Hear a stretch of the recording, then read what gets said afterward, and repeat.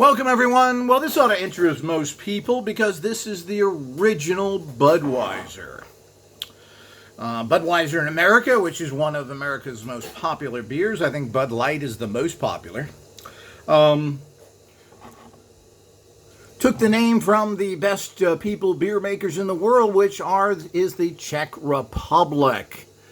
And of course, that's where the best hops come from. That's where the best beers come from. This happens to be a lager, not a pilsner, which I'm a little bit surprised at because lagers tend to be. Apparently, this is owned by the Czech Republic. It says here it's government owned. I don't quite understand that. Here's the back of it, if anybody cares. And anything else here of any great note? See if this is actually in the book, if they say anything about this in terms of the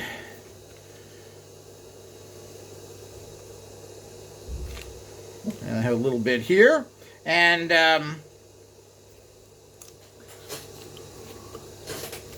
apparently they have Budweiser Dark as well. This is Budweiser. Well, again, the book is wrong. Of course, because it says on here, dark beer. This ain't dark. More German efficiency.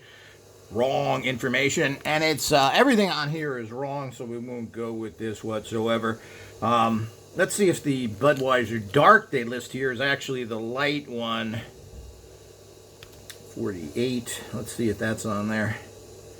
No, that's definitely a dark beer. So this is a lager. It says it right on there. The usual nonsense you get.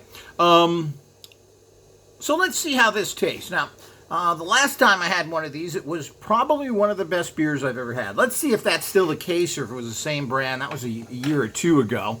But here we go. Let's take a look at it. You can see where it says Budweiser. And of course, you can't sell Budweiser. Not that you could anyway, because you can't really get American products anywhere in Europe. Americans are too busy in the military bases fighting for their hamburgers at the malls. So the whole idea is that, okay, let's take a look at this.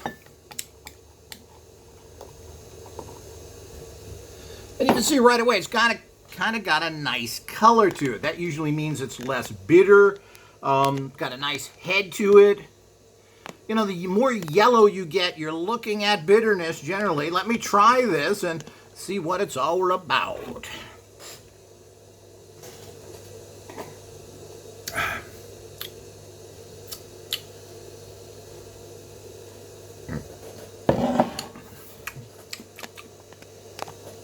And of course, it's a good beer.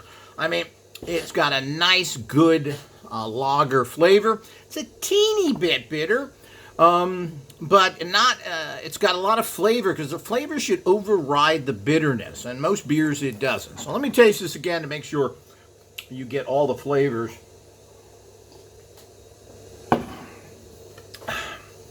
You know, there are basically, and I'm going to go over this, three top beers.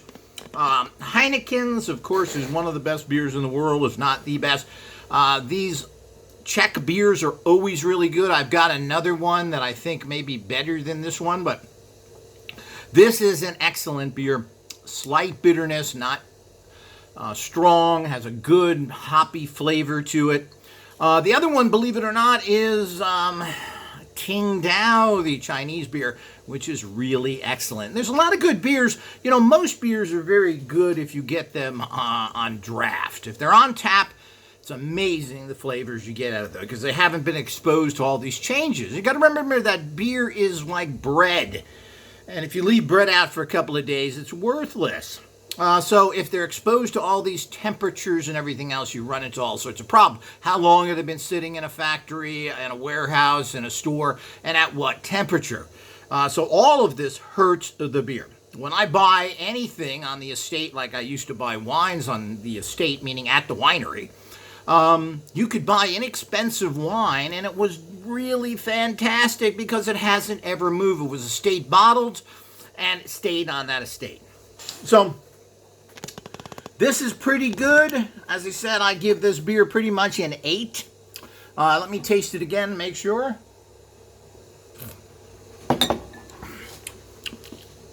Yeah, it's got a good flavor, and as I said, I would have liked the bitterness to be down a notch or two, but, you know, it's a good 8 beer.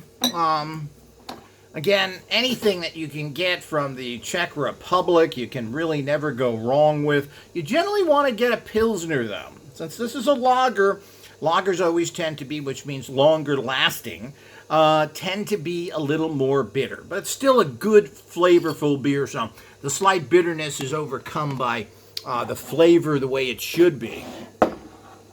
So here it is. You want to see the original Budweiser? Here you go. Here's the lagers. I don't think I showed you the little cap. What is a Budweiser cap? Here's the Czech Republic coat of arms. Neat little bottle cap. And again, I hope you've been educated. People should know what they do. People slop stuff down. They assume something's good because they've been told that by some ignoramus fool. Now you know what the facts are. Go out and try yourself. Now, again, everything really comes down ultimately to what you like. But that doesn't mean it's good. It means that's what you like. There are parameters. There are guidelines of what a good beer is, what a good wine is, depending on the type of wine.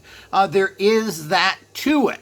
So the whole idea is that if you like something, well, that's all that counts. And, you know, the thing to find in life is to find something that you like, but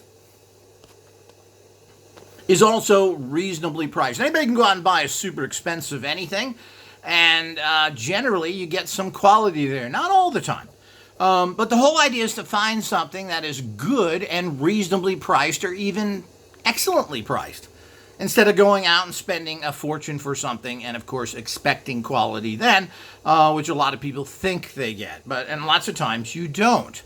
So that's the key to everything. But you should know what it is. Now, if you like bitter, sour beers and you think they're good, well, that's your personal choice. That's not real beer. Just like wines that are bad tasting or too sweet. That's not wine. You may like it, but that's not real wine. And you shouldn't be having those people tell you that it is good. So don't be an ignoramus, know what's good, and ultimately find what you like.